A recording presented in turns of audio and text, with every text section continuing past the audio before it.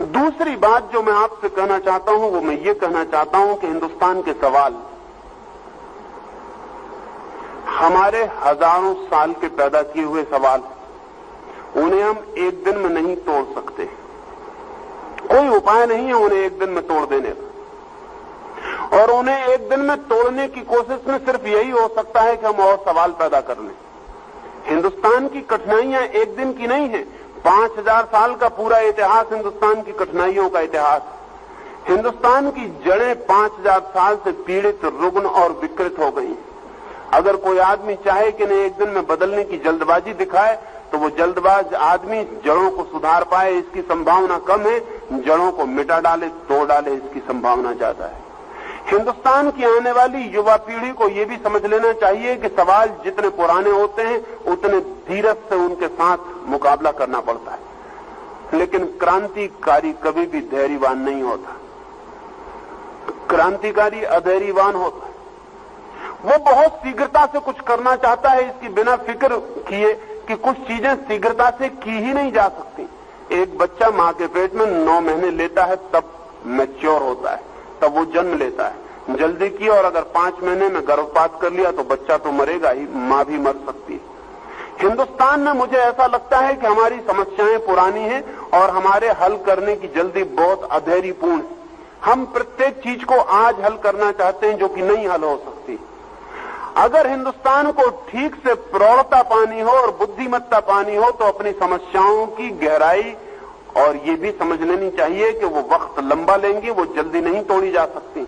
ना तो गरीबी आज मिटाई जा सकती है, चाहे हम जमीन छीन के बांट दें और चाहे हम सारी फैक्ट्रीज पे कब्जा कर लें और चाहे हम सारे मुल्क की संपत्ति को वितरित कर दें, गरीबी आज नहीं मिट सकती, क्योंकि गरीबी के पीछे 5000 साल की लंबी कहानी।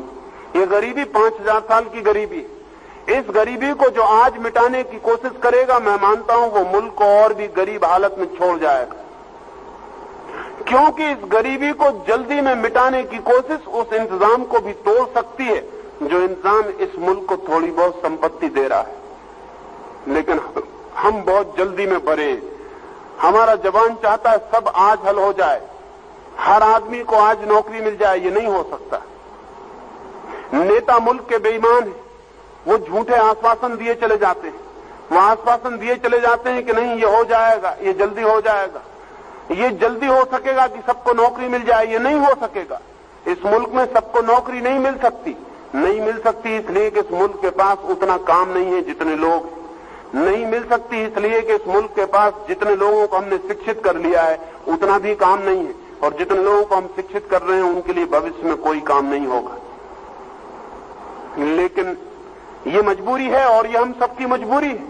अगर इसको हमने जल्दबाजी की तो शायद जितना काम मिल सकता है वो भी ना मिल पाए, और अगर हम धैर्य से प्रयोग करें तो शायद हम मार्ग, नए कामों की दिशाओं को खोजने में समर्थ हो सकते हैं।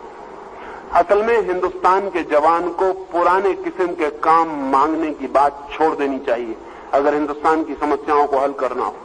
हिंदुस्तान के जवान को अपनी जवानी का बड़े से बड़ा प्रयोग हिंदुस्तान में नए काम पैदा करने में दिखाना चाहिए। उसे पुराने ढंग के काम मांगना बंद कर देना चाहिए। जैसे कि हम एक कवि को ओरिजिनल कहते हैं, अगर वो नई कविता लिखे, अगर वो कालिदास जैसी कविता लिखे तो उसको कोई कवि नहीं मानता, और अगर वो शेक्सपियर जैसी कविता कितनी ही अच्छी लिख ले तब भी हम कहेंगे चोर है, कोई मौलिक नहीं, कोई ओरिजिनल नहीं। जैसे कविता भी नई करता है आदमी, जैसे लेख भी नया लिखता है, विज्ञान में नई खोज करता है, वैसे हिंदुस्तान के जवान को नए काम की खोज पर निकलना पड़ेगा। 1000 तरह के नए काम खोजे जा सकते हैं, लेकिन हिंदुस्तान के सब जवान पुराने दरवाजों पर दस्तक दे रहे हैं। उन पुराने दरवाजों के काम चुप गए। सच तो यह है कि पुराने दफ्तरों में जरूरत से ज्यादा आदमी, और ध्यान रहे जहां 2 आदमी काम कर सकते हैं, अगर वहां 6 आदमी हो गए तो जो काम 2 आदमी करते थे वो 6 आदमी और बिगाड़ देंगे, वो 6 नहीं कर पाएंगे। हिंदुस्तान में मजबूरी यह है कि हर जगह ज्यादा आदमी है, और जहां भी जरूरत से ज्यादा आदमी होते हैं वहां इफिशियंसी कम हो जाती, वहां कुशलता कम हो जाती।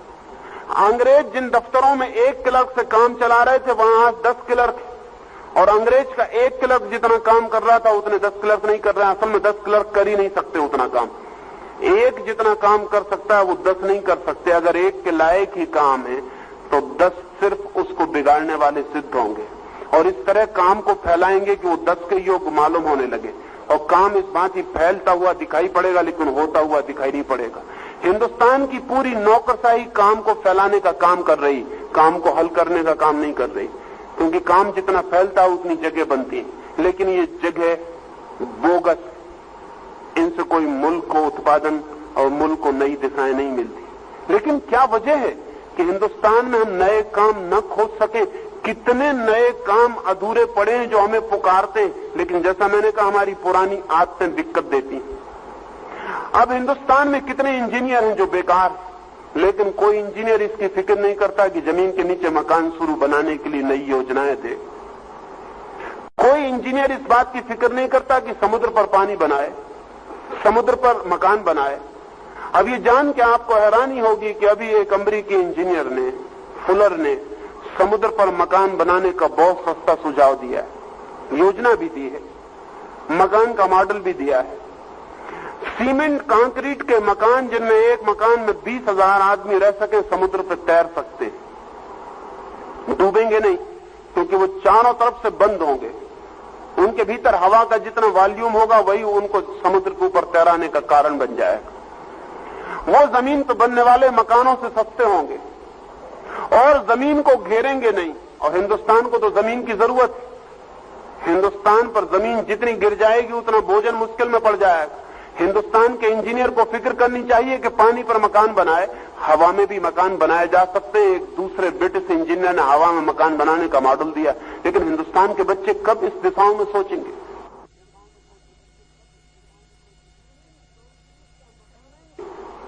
सीमेंट कंक्रीट का मकान हवा में भी हवा के वॉल्यूम के आधार पर तैर सकता है, उड़ सकता है, और वो जमीन पर बनाए हुए मकान से सस्ता मकान सिद्ध होगा। लेकिन हिंदुस्तान का इंजीनियर जमीन पे मकान बनाता चला जाएगा। मकान भी वो उस ढंग से बना रहा है जिस ढंग से 5000 साल पहले हमारे बाप दादे बनाते थे। अब किसी को ईंट बनाने की जरूरत नहीं होनी चाहिए। ईंट तब बनती थी जब हम पूरी दीवार सीधी नहीं बना सकते थे। अब हम पहले ईंट बनाएंगे, फिर ईंट को हम जोड़ेंगे, फिर आकर दीवार बनाएंगे। अब तो दीवार सीधी बन सकती है। अब इतनी मोटी दीवारों की भी जरूरत नहीं है। अब हम बहुत और ढंग से जिंदगी को जीने की व्यवस्था करने की खोज कर सकते हैं। अब जो इंजीनियर जमीन पर छोड़ के हवा में या पानी में मकान बनाएगा उसके लिए काम नहीं होगा, उसके लिए खुद तो काम होगा। वो अपने जैसे हजारों इंजीनियरों के लिए नए काम की दिशा खोल देगा। लेकिन नहीं, वो इंजीनियर अपनी दरखास्त लिए खड़ा हुआ है पीडब्ल्यूडी के दफ्तर के सामने कि हमको नौकरी चाहिए। नहीं, हिंदुस्तान का जवान अपने को जवान सिद्ध नहीं कर रहा। जवानी का पहला लक्षण यह है कि वो मौलिक खोजें करे। उसे जानना चाहिए कि उसके माता पिताओं ने उसे जहां पहुंचा दिया है वहां उनकी सामर्थ्य चुक गई है, सैचुरेशन आ गया है, चीजें चुक गई हैं, उसके आगे अब चीजें नहीं जा सकती। हमेशा जिंदगी में जवानों को नई चीजें खोजनी पड़ती हैं। हिंदुस्तान के सामने बड़ी से बड़ी समस्या ये है कि हम नई दिशाएं कैसे तोड़ें। नई दिशाएं तोड़ी जा सकती हैं, कोई कारण नहीं है। जमीन के नीचे मकान बन सकते हैं, और जब से एयर कंडीशनिंग की सुविधा हो गई तब से हम जमीन के नीचे बहुत मकान फैला सकते हैं। असल में हिंदुस्तान में अब कोई फैक्ट्री जमीन के ऊपर नहीं बननी चाहिए, क्योंकि उतनी जमीन छिन जाएगी पैदावार से। अब तो हमें सारी फैक्ट्रियां जमीन के नीचे डाल देनी चाहिए। हिंदुस्तान में कोई रेल का मार्ग अब जमीन के ऊपर नहीं होना चाहिए, क्योंकि उतनी जमीन हम नहीं खो सकते। वो जमीन हमें पैदावार के लिए चाहिए, लेकिन नहीं, हम जमीन खोए चले जा रहे हैं। जमीन के नीचे हमारी कोई दिशा नहीं कि हम जमीन के नीचे प्रवेश कर जाएं, हवा में उठ जाएं, समुद्र पर चले जाएं। अब हिंदुस्तान में कितने लड़के केमिस्ट्री पढ़ रहे हैं, कितने लड़के केमिस्ट्री में पीएचडी कर रहे हैं, लेकिन बड़ी हैरानी की बात मालूम पड़ती है कि हिंदुस्तान की केमिस्ट्री का पीएचडी भी आखिर एक कॉलेज में नौकरी के लिए खड़ा हो जाता है। हिंदुस्तान को तो बहुत बड़े रसायनिज्ञों की जरूरत है जो हिंदुस्तान को ऐसा भोजन दे सके जो जमीन में पैदा नहीं होता। सिंथेटिक फूड की जरूरत है। रोज संख्या बढ़ती चली जाएगी। अब आपको पुराने भोजन करने की आदतें छोड़नी पड़ेंगी कि आप रोज 1 किलो भोजन पेट में डालें। ये पागलपन अब आगे नहीं चल सकता। अब आपको एक गोली पर राजी होना पड़ेगा। लेकिन मैं मानता हूं कि एक गोली स्वास्थ्यपूर्ण हो सकती है 1 किलो भोजन की बजाय, क्योंकि 1 किलो भोजन करना बहुत ही अनुत्पादक पुराना ढंग है। 1 किलो भोजन करके पचाते तो 1 गोली के लायक ही हैं, बाकी फिर शरीर को बाहर भी फेंकना पड़ता है। वो फिजूल की मेहनत, उस मेहनत से मुल्क को बचाने की जरूरत है। लेकिन हिंदुस्तान के लड़के उस दिशा में कोई फिक्र नहीं करेंगे, वो पुराना ढंग जारी रहेगा। हिंदुस्तान का लड़का भी पुराने ढंग की खाने की मांग करता रहेगा, ये नहीं चल सकता है। हिंदुस्तान के लड़के को नए खाने खोजने चाहिए। समुद्र के पानी को हम खाना बना सकते हैं, सूरज की किरणों को भी खाना बना सकते हैं, हवा से भी खाना खींचा जा सकता है। लेकिन हिंदुस्तान के लड़के जब इन दिशाओं में मेहनत करेंगे, हम हमेशा जमीन से खाना नहीं पाते थे। आज से 5000 साल पहले आदमी जंगल में जानवर को मारता था और खाना पाता था। एक दिन जानवर कम हो गए और लोग बढ़ गए, तब उन लोगों में से कुछ जवानों ने जमीन के फल खाने शुरू किए, लेकिन फिर फल भी कम पड़ गए, तब फिर फलों को बोना शुरू किया। अब बोना भी बेकार हो गया, अब जमीन ही कम पड़ गई।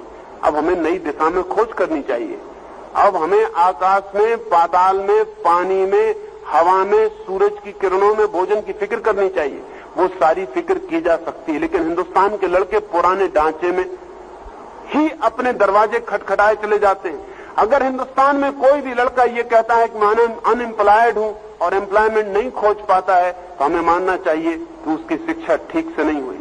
क्योंकि हिंदुस्तान जैसे मुल्क में जिसकी इतनी आवश्यकताएं हैं, अगर एम्प्लॉयमेंट न खोजा जा सके तो और एम्प्लॉयमेंट कहां खोजा जा सकेगा। जहां इतनी आवश्यकताएं हैं जो पूरी नहीं हो रही, वहां तो हम 1000 दिशाएं खोज सकते हैं, लेकिन हमारे मन में खोज का भाव नहीं।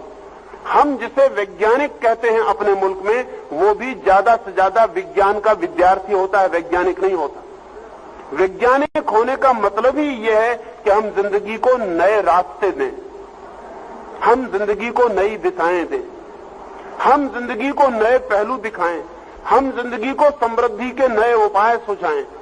लेकिन हिंदुस्तान में बच्चे ये नहीं करेंगे। बच्चे क्या कर रहे हैं? वो बसें तोड़ रहे हैं, यूनिवर्सिटीज के कांच फोड़ रहे हैं, वो शिक्षकों पर पत्थर फेंक रहे हैं, वो हड़ताल कर रहे हैं, वो गिराव कर रहे हैं। ये सब आप करते रहें। ये सब अनुत्पादक काम ही नहीं है, विध्वंसक काम है। इससे मुल्क की जिंदगी अच्छी नहीं हो सकेगी। और मुल्क का जो पुराना आदमी है वो क्रोध से भर गया है इन हरकतों को देख के, और इन दोनों के बीच कोई संबंध नहीं रह गया। मैं हिंदुस्तान के जवान को कहना चाहता हूं कि चुनौती है तुम्हारे लिए, और ऐसी चुनौती बहुत मुश्किल से आती है, और जिनकी जिंदगी में आती है उनको सौभाग्यशाली मानना चाहिए अपने को कि परमात्मा ने उन्हें मौका दिया जहां वो नई जमीन तोड़े। लेकिन शायद हम बैलगाड़ी में बैठे रहने के आदी हैं, हमने कहीं भी नई जमीन नहीं तोड़ी बहुत सैकड़ों वर्षों से, इसलिए हमारी आदत टूट गई है नई जमीन तोड़ने की। लेकिन सारी दुनिया नई जमीन तोड़ रही है, सारी दुनिया में बहुत कुछ नया हो रहा है जो कभी नहीं हुआ था। ऐसे फल पैदा किए गए हैं जो कभी पैदा नहीं किए गए थे, ऐसा गेहूं पैदा कर लिया गया है जो कभी पैदा नहीं किया गया था। तो हमारे बच्चे क्या करेंगे? वो एग्रीकल्चर यूनिवर्सिटी में पढ़ के सिर्फ परीक्षाएं देते रहेंगे, और परीक्षाएं दे के ज्यादा से ज्यादा एग्रीकल्चर दफ्तर में क्लर्क बन के बैठ जाएंगे। क्या करेंगे? एग्रीकल्चर यूनिवर्सिटी अगर ऐसे बच्चों को नहीं निकाल पाती है जो मुल्क को नए भोजन दे सके, अगर ऐसे बच्चे नहीं निकाल पाती है जो गेहूं के ऐसे वृक्ष दे सकें जो हर साल फसल दें और हर साल उनको काटना ना पड़े और साल में 2 बार फसल दें, तो हम बहुत इस बड़ी दुनिया में जहां आदमी चांद पर उतर गया है, अगर हम आदमी को जमीन पर पेट भरने के योग्य नहीं बना सकते तो हमारा सारा ज्ञान और हमारी सारी खोजें नासमझी से हैं और बेकार। मैं नहीं मान सकता हूं कि आदमी को भूखे मरने की अब कोई जरूरत है, और मैं नहीं मान सकता हूं कि आदमी को नंगे रहने की कोई जरूरत है, और मैं नहीं मान सकता हूं कि कोई भी आदमी अब बिना मकान के रहे। लेकिन हमारी जवानी कमजोर है, और हमारी जवानी साइंटिफिक नहीं है, और हमारे जवान के पास नई दिशाओं का ख्याल नहीं है। मैं तो चाहूंगा प्रत्येक यूनिवर्सिटी को, सच में ही अगर वो यूनिवर्सिटी है तो उसे इस बात की दिशा में ही सर्वाधिक चेष्टा में लग जानी चाहिए कि उसके बच्चे पुराने किस्म के काम न मांगे। जिस यूनिवर्सिटी के बच्चे हिंदुस्तान में वापस लौट के गांव में, शहर में पुराना काम मांगते हैं, वो यूनिवर्सिटी ने अपना काम पूरा नहीं किया, वो यूनिवर्सिटी बेकार। वहां सिर्फ हम थोथा काम कर रहे हैं। विश्वविद्यालय से निकला हुआ लड़का भी वही काम मांगे जो पुराने लोग मांग रहे थे, जो इस विश्वविद्यालय से कभी नहीं निकले थे। तो फिर इस विश्वविद्यालय ने किया क्या? 6 साल हमने क्या किया? लेकिन नहीं, हम यहां दूसरे तरह के कामों में लगे हैं। विद्यार्थी पढ़ने में उत्सुक नहीं है, शिक्षक पढ़ाने में उत्सुक नहीं है। शिक्षक अपनी सीनियरिटी में उत्सुक है, वो अपनी पॉलिटिक्स में उत्सुक है, वो अपनी यात्रा में लगा हुआ है। कहीं मौके बेमौके थोड़ी बहुत फुर्सत मिल जाती है तो वो लड़कों की तरफ देख लेता है, अन्यथा उसकी आंखें आगे लगी हैं कि कौन वाइस चांसलर हो गया है, कौन डीन हो गया, वो अपनी यात्रा पर लगा हुआ है। विद्यार्थी अपनी यात्रा पर लगे हुए हैं कि वो कितना तोड़ रहे हैं, कितना मिटा रहे हैं, वे किस तरह बिना पढ़े पास हो जाएं, वे किस तरह चोरी से पास हो जाएं, वे किस तरह उन्हें कोई मेहनत न करनी पड़े और सर्टिफिकेट मिल जाए, इसके लिए हड़ताल कर रहे हैं, इसके लिए उपद्रव कर रहे हैं। ये मुल्क मर जाएगा। अगर यही हाल है तो ये मुल्क बच नहीं सकता, क्योंकि ध्यान रहे मुल्क के बचने की सारी संभावनाएं उसकी इंटेलिजेंसिया पर निर्भर होती हैं। इस मुल्क को हिंदुस्तान के ग्रामीण से कोई आशा नहीं है, हालांकि ग्रामीण ही पेट भर रहा है। इस मुल्क को हिंदुस्तान के अशिक्षित से कोई आशा बांधनी उचित नहीं है, क्योंकि वो बेचारा बहुत पुरानी दुनिया में जिया है, नई दुनिया की खोज उसे मुश्किल है। लेकिन हमारे बच्चे तो सारी नई दुनिया में जी रहे हैं। वो क्या नया कर रहे हैं? वो कुछ नया करते हैं थोड़ा बहुत, वो कमीज का ढंग बदल लेते हैं, वो पतलून की थोड़ी सी चौड़ाई कम कर लेते हैं, वो जूते पे ज्यादा पॉलिश करने लगते हैं। इन सब बातों से जवान आदमी का कोई भी पता नहीं चलता। इन सब बातों से कोई पता नहीं चलता कि आप जिंदगी को नया करने की कोशिश में लगे। ना तो नए कपड़े बदल लेने से, न जूते की रौनक बदल लेने से, न थोड़ा पॉलिश ढंग से बोलना सीख लेने से कोई आदमी जवान होता है। जवानी का एक लक्षण है कि जहां पुरानी पीढ़ी ने छोड़ा था दुनिया को, हम उसे आगे ले जाएं। जहां पुरानी समस्याएं थी वे वहीं न रह जाएं, हम उनसे हल करें। लेकिन हम समस्याओं को हल करने में उत्सुक नहीं है। पूरे मुल्क का जवान ये कहता है हमारी समस्याएं हल करो। कौन हल करे? कौन जिम्मेवार है? सारे हिंदुस्तान के लड़के ये कहते हैं हमारी समस्याएं हल करो, जैसे कि पुरानी पीढ़ी का कोई जुम्मा है सारी समस्याएं हल करने का। पुरानी पीढ़ी आपकी समस्याएं हल नहीं करेगी, नहीं कर सकती है। अगर बोले और आश्वासन दे तो झूठे आश्वासन है। आपकी समस्याएं आपको हल करनी पड़ेंगी, जिम्मेवारी आपकी है। ये शिकायत किसी और से नहीं हो सकती। अगर नहीं हल कर पाएंगे तो हम भूखे मरेंगे, परेशान होंगे, दुखी होंगे, और अगर हल करेंगे तो हम सुखी हो सकेंगे, हम मुल्क को समृद्ध कर सकेंगे, संपन्न कर सकेंगे, शक्ति दे सकेंगे। सारी दुनिया संपन्न होती जा रही है, हम क्यों गरीब होते चले जा रहे हैं? आज अमेरिका या स्वीडन या स्विट्जरलैंड या नॉर्वे में सवाल यह है कि उनके पास इतनी संपत्ति है, उसका वो क्या करें? और हमारे सामने सवाल ये है कि हमारे पास इतने आदमी हैं, इनके लिए हम कहां से संपत्ति दें? आखिर उनके पास भी हमारे जैसे ही मन है, बुद्धियां हैं। हमारे पास कोई कम बुद्धि नहीं है किसी से, लेकिन ऐसा मालूम पड़ता है हमारी बुद्धि लड़ने झगड़ने में व्यय हो जाती। हमारी सारी बुद्धि लड़ने झगड़ने में व्यय हो जाती।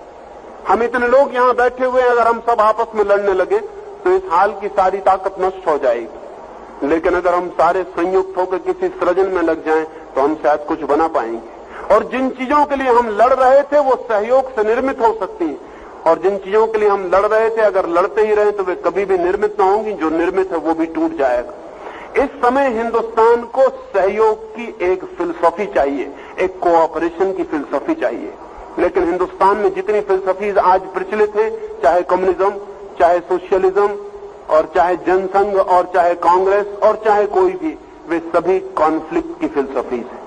वे सब ये सिखा रही हैं कि लड़ो, वे सब ये सिखा रही हैं कि दूसरा जिम्मेवार है। हिंदुस्तान में आज कोई भी इतनी कहने की हिम्मत नहीं जुटाता कि तुम जिम्मेवार हो, दूसरा जिम्मेवार नहीं है। और कोई भी ये कहने की हिम्मत नहीं जुटाता कि लड़ने से कुछ हल न होगा।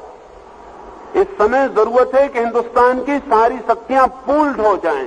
हिंदुस्तान की सारी शक्तियां इकट्ठे होकर अगर श्रम करें तो कोई कारण नहीं कि 20 साल में इस मुल्क में भी समृद्धि का सूरज निकल सके, और कोई कारण नहीं कि हम भी आदमी की जैसी जिंदगी बसर करने योग्य हो सके, और कोई कारण नहीं कि हम जानवर की तरह भूखे और प्यासे और नंगे और जमीन पर भिखारी की तरह हाथ फैलाए हुए फिरते रहें। हमारे देश के नेता सारी दुनिया में भीख मांगने के सिवाय और कुछ भी नहीं कर रहे हैं। वो भीख मांग के इस मुल्क को कब तक बचा सकते हैं? और हमें जो थोड़ी सी रौनक दिखाई पड़ती है, ख्याल रखना वो रौनक हमारी नहीं है, वो अमेरिकन गेहूं की, वो ज्यादा देर नहीं चलने वाली। आज अमेरिका में 4 किसान जितना काम कर रहे हैं उनमें से 1 किसान की मेहनत हिंदुस्तान को मिल रही, लेकिन अमेरिका के इकोनॉमिस्ट परेशान हो गए। अभी वहां के बहुत विचारशील लोगों ने यह कहना शुरू कर दिया कि अब हिंदुस्तान को और सहायता देनी गलत। क्योंकि ये सहायता हम कब तक देंगे? और जिस दिन ये सहायता बंद होगी उस दिन हिंदुस्तान में इतना भयंकर अकाल पड़ेगा कि सब जिम्मेदारी हम पे आएगी कि इन्होंने सहायता देनी बंद कर दी, इसलिए यही जिम्मेवार। इसलिए अमेरिका का वैज्ञानिक तो सलाह दे रहा है, अर्थशास्त्री सलाह दे रहा है कि अब सहायता बंद कर दो, अब ये सहायता आगे खींचनी उचित नहीं, फिर ठीक भी नहीं। मैं भी मानता हूं हिंदुस्तान को सहायता अब नहीं दी जानी चाहिए, क्योंकि सहायता की बहुत आदत भी शायद नुकसान पहुंचा सकती है। हम अपनी मुसीबतों में छोड़ दिए जाने चाहिए। अगर हम अपनी मुसीबतों में संघर्ष कर सकते हैं मुसीबतों से, लेकिन हम अपने से संघर्ष करने से बचें तो हम मुसीबतों से संघर्ष करें। दो ही रास्ते हैं, या तो हम लड़ें या हम मुसीबतों से लड़ें, लेकिन हम आपस में लड़ेंगे तो हम संघर्ष मुसीबतों से नहीं कर सकते। लेकिन पूरा मुल्क आपस में लड़ने में बड़ा आतुर है और हम अपने को लड़के नष्ट करते रहे हजारों साल तक, आगे भी हम अपने को लड़के नष्ट करते रहेंगे। और हम ऐसी फिजूल की बातों पर लड़ते हैं जिनका कोई अर्थ नहीं है। कहीं भाषा पर लड़ेंगे, कहीं धर्म पर लड़ेंगे, कहीं मंदिर मस्जिद पर लड़ेंगे, कहीं हजरत मोहम्मद का बाल चोरी चला जाएगा तो लड़ेंगे, कहीं किसी शंकर जी की पिंडी टूट जाएगी तो लड़ेंगे। हम इतनी फिजूल की बातों पर लड़ रहे हैं कि सारी दुनिया भविष्य में हम पे हंसेगी। हमारे सामने बड़े बड़े सवाल थे, उनको छोड़ के हम इन पे लड़ते रहते हैं। बड़े सवाल है मुल्क के सामने, शायद मरने और जिंदा होने का सवाल है, शायद जिंदगी और मौत का सवाल है। अगर हम 20 साल में मुल्क की सारी शक्तियों को क्रिएटिव मोड़ नहीं दे सकते तो हम 20 साल में इस जमीन पर रहने के योग्य नहीं रह जाएंगे। 1978 और 1985 के बीच हिंदुस्तान में इतने बड़े अकाल की संभावना है जिसमें 10 करोड़ लोगों से लेकर 20 करोड़ लोग तक मर सकते हैं। लेकिन हम बैठ के सुन लेंगे, शायद हम कहेंगे कि भगवान की मर्जी होगी तो बचा लेगा, और मर्जी नहीं होगी तो भगवान की मर्जी के खिलाफ पत्ता नहीं हिलता, हम क्या करेंगे? ऐसे नहीं चलेगा। हमने भगवान की मर्जी बहुत जगह से तोड़ दी।